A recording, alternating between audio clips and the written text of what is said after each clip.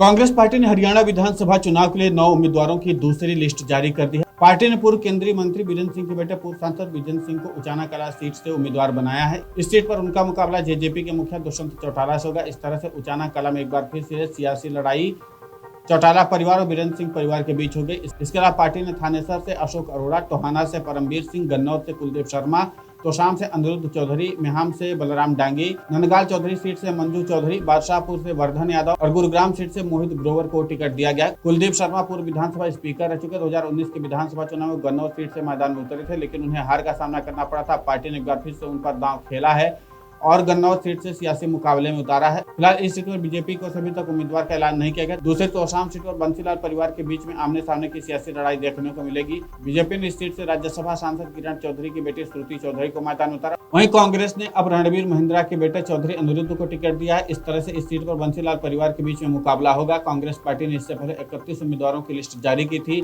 इस लिस्ट में पार्टी ने 28 सिटिंग विधायकों पर भरोसा जताया था। पहली लिस्ट जारी करने के बाद पार्टी ने करीब आधे घंटे बाद सलाना से सिटिंग विधायक बलबीर सिंह को उम्मीदवार घोषित किया। इस तरह से देखें तो हरियाणा की 90 विधानसभा सीटों में से कांग्रेस अब तक 41 सीटों पर उम्मीदवार घोषित कर दी है। राज्य की सत्ताधारी पार्टी बीजेपी ने बुधवार को अपनी पहली लिस्ट जारी की थी। इसमें 67 उम्मीदवारों के नाम शामिल थे।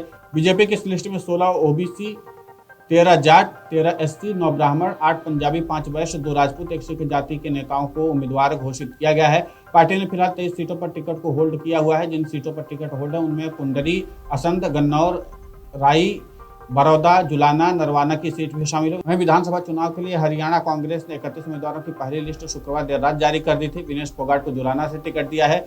जगधारी और यमुनानगर सीट के उम्मीदवारों का अभी ऐलान नहीं हुआ है। लिस्ट के मुताबिक जुलाना से विनेश फोगाट, बादली से कुलदीप वत्स को दोबारा टिकट दिया गया है। होडल से उदय भान चुनाव लड़ेंगे। नूह से आफ्ताब अहमद, पुन्हाना से मोहताब इलियास, फिरोजपुर झिरका से मामन खान इंजीनियर, रेवाड़ी से चिरंजीव राय और सढौरा से रेणु बाला को दोबारा टिकट दिया गया है। रादौर से बिशन लाल सैनी को दोबारा चुनाव मैदान में उतारा गया। कांग्रेस ने जो लिस्ट जारी की उसमें ज्यादातर नाम वर्तमान विधायकों के ही हैं।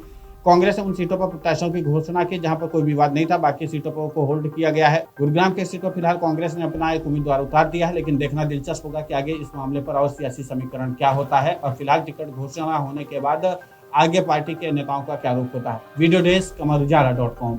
अगर आप ये वीडियो YouTube पर देख रहे हैं तो हमारे चैनल को सब्सक्राइब करें और बेल आइकन को दबाना ना भूलें। अगर आप Facebook पर ये वीडियो देख रहे हैं तो हमारे पेज को लाइक करें।